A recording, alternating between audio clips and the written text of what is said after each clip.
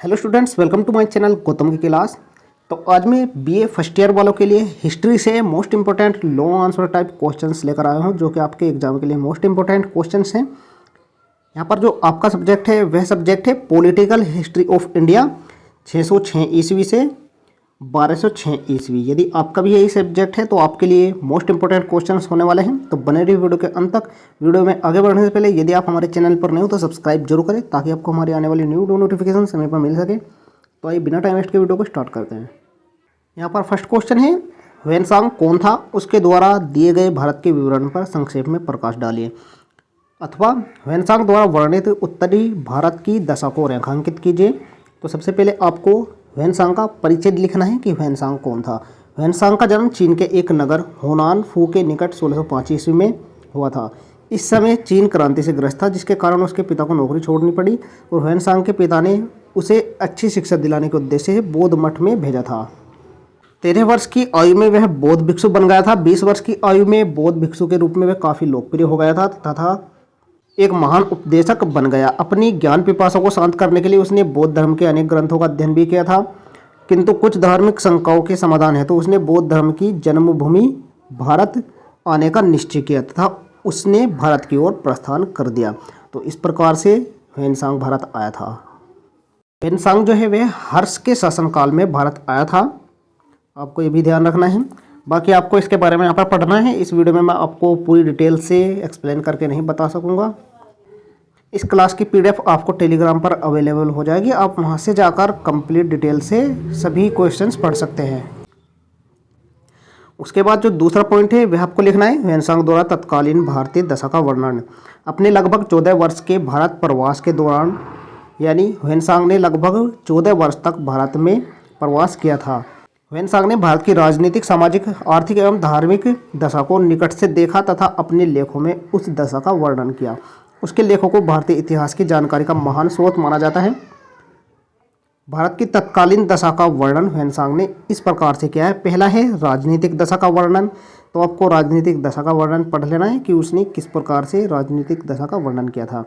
इसके बाद यहाँ पर नेक्स्ट में आपको सामाजिक दशा का पढ़ना है। सामाजिक दशा का भी उन्होंने वर्णन किया था, आर्थिक दशा का भी किया था, धार्मिक दशा, शिक्षा, कन्नौज का धार्मिक सम्मेलन जो कि 643 ईस्वी में हुआ था, हर्ष के समय में, आपको इसके बारे में पढ़ लेना है। इसके बाद प्रयाग का महादान, आपको इन सभी टॉपिक्स के बारे में पढ़ लेना है जिनका उल्लेख ह्वेनसांग ने किया था। इसके बाद यहाँ पर जो नेक्स्ट क्वेश्चन है आपका मोस्ट इंपॉर्टेंट है, ललितादित्य मुक्तापीड़ के बारे में आप क्या जानते हैं।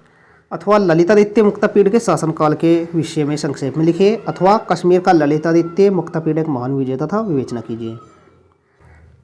ललितादित्य मुक्तापीड़ 724 ईस्वी में कश्मीर के सिंहासन पर बैठा था। तो आपको इसके बारे में एक बार में ही डिटेल से पढ़ लेना है। बाकी इसके बारे में यहाँ पर आंसर में फुल डिटेल दी गई है, आपको इसे पीडीएफ से जाकर पढ़ लेना है। आप टेलीग्राम से पीडीएफ डाउनलोड कर सकते हैं, आप यहाँ पर सभी क्वेश्चन फुल डिटेल से पढ़ सकते हैं। इसके बाद यहाँ पर आपको ललितादित्य का मूल्यांकन लिखना है। इसके बाद नेक्स्ट क्वेश्चन यहाँ पर चंदेलों की उत्पत्ति एवं चंदेल शासक विद्याधर की प्रमुख उपलब्धियों का वर्णन कीजिए। अथवा चंदेल नरेश विद्याधर के बारे में आप क्या जानते हैं। तो सबसे पहले आपको याद कर लेना है कि चंदेलों की उत्पत्ति किस प्रकार से हुई थी। तो इतिहास में चंदेलों की उत्पत्ति के विषय में कोई निश्चित मत नहीं है, परंतु इसमें कोई भी संदेह नहीं है कि बुंदेलखंड में 9वीं शताब्दी के प्रारंभ में चंदेल राजा राज्य करते थे। चंद्रबरदाई एवं चंदेलों के अभिलेख से ज्ञात होता है कि अत्रि के नेत्र से चंद्रमा का जन्म हुआ और चंद्रमा की संतान चंदात्रेय ऋषि हुई। इन्हीं चंदात्रेय की संतान कालांतर में चंदेल कहलाई। इसके बाद चंदेलों को राजपूत ने मानने के विषय में और भी अनेक प्रमाण यहाँ पर दिए गए हैं। ये प्रमाण यहाँ पर दिए गए हैं, आपको याद कर लेने हैं। इसके बाद यहाँ पर आपको विद्याधर के बारे में पढ़ लेना है। यदि एग्जाम में विद्याधर के बारे में पूछा जाता है तो आपको वहाँ पर लिखना होगा। विद्याधर का शासनकाल था 1017 ईस्वी से 1029 ईस्वी तक का। विद्याधर जो है वह गंड की मृत्यु के उपरांत सिंहासन पर बैठा था। इसके विषय में कोई अभिलेख प्राप्त नहीं होता, केवल इतिहासकारों से कुछ बातें प्राप्त होती है, जो कि यहाँ पर पहले दी गई है मुसलमानों से युद्ध। मुसलमानों से युद्ध के बारे में आपको पढ़ लेना है। इसके बाद यहाँ पर दिया गया है अन्य राजाओं पर विजय। इसके बाद यहाँ पर विजयपाल आ जाता है। विजयपाल का शासन था 1029 ईस्वी से 1025 ईस्वी तक। विद्याधर की मृत्यु के बाद उसके 1 वर्ष बाद उसके पुत्र विजयपाल का अभिषेक किया गया था। इसके बाद देववर्मन, इन सभी टॉपिक्स के बारे में आपको पढ़ लेना है। इसके बाद यहाँ पर हम नेक्स्ट क्वेश्चन देखते हैं। अरबों की सिंध विजय का संक्षेप में वर्णन कीजिए, इस विजय के क्या परिणाम हुए। अथवा भारत पर अरब आक्रमणों का क्या प्रभाव पड़ा, लिखिए। भारत पर अरब आक्रमणों के विषय में एक निबंध लिखिए। यह मोस्ट इंपॉर्टेंट क्वेश्चन है, आपको एग्जाम में जरूर पढ़कर जाना चाहिए। पहला टॉपिक है यहाँ पर सिंध पर अरबों का आक्रमण। तो डॉक्टर ईश्वरी प्रसाद ने लिखा है, सिंध पर मोहम्मद बिन तुगलक का आक्रमण इतिहास की एक रोमांचकारी घटना है। इसके बाद यहाँ पर अरबों के सिंध पर आक्रमण के क्या कारण थे, आपको इनके बारे में पढ़ लेना है। अरबों की सिंध विजय यहाँ पर लिखा गया है, इनके बारे में आपको पढ़ लेना है। अरबों की सफलता के कारण और अरब आक्रमण के परिणाम या प्रभाव, इन सभी को आपको पढ़ लेना है। इसके बाद यहाँ पर नेक्स्ट क्वेश्चन है, भारत पर महमूद गजनवी के आक्रमणों का वर्णन कीजिए। अथवा महमूद गजनवी के भारत पर आक्रमणों के उद्देश्य का वर्णन कीजिए।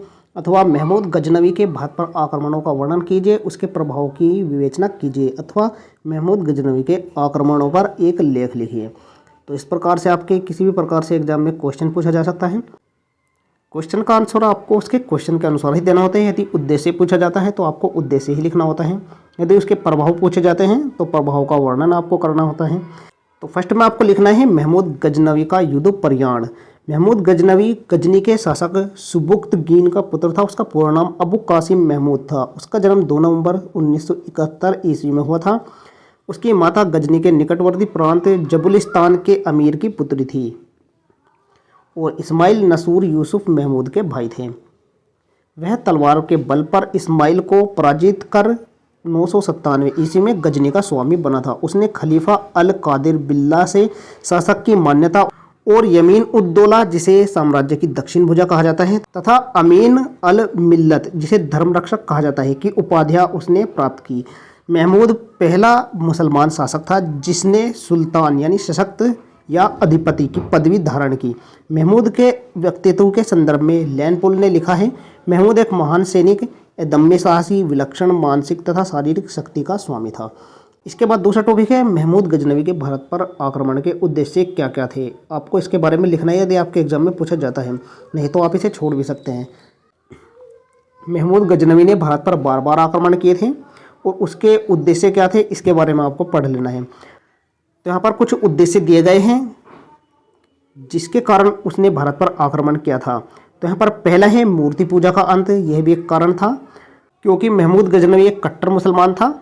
इसके बाद दूसरा है धन लूटना, इसके उद्देश्य से भी उसने भारत पर आक्रमण किया था। तीसरा है राज्य विस्तार की कामना, अपना राज्य विस्तार करने की कामना थी जिसकी वजह से उसने भारत पर आक्रमण किए। इसके बाद धर्म प्रचार के लिए भी उसने भारत पर आक्रमण किया था। इसके बाद महमूद गजनवी के भारत पर आक्रमण, आपको इसके बारे में पढ़ना है। उसने कहाँ कहाँ और कब भारत पर आक्रमण किए, आपको इनके बारे में पढ़ लेना है। तो यहाँ पर पहला दिया गया है सीमावर्ती प्रदेशों पर आक्रमण, जो कि उसने 1000 ईस्वी में किए थे। दूसरा है यहाँ पर जयपाल पर आक्रमण 1001 ईस्वी में। भीरा पर आक्रमण, यहाँ पर आप पढ़ सकते हैं, सन भी दिए गए हैं और उनके बारे में भी लिखा गया है। मुल्तान पर आक्रमण किया था, सेवक पाल पर आक्रमण किया था, आनंद पाल पर भी किया था और नगरकोट पर आक्रमण किया था। मुल्तान पर पुनः आक्रमण किया, थानेश्वर पर आक्रमण, लाहौर पर आक्रमण, कश्मीर पर आक्रमण और भारत के भीतरी प्रदेशों पर आक्रमण, कालिंजर पर आक्रमण, पंजाब पर आक्रमण और ग्वालियर तथा कालिंजर पर पुनः आक्रमण किया था 1022 ईस्वी में।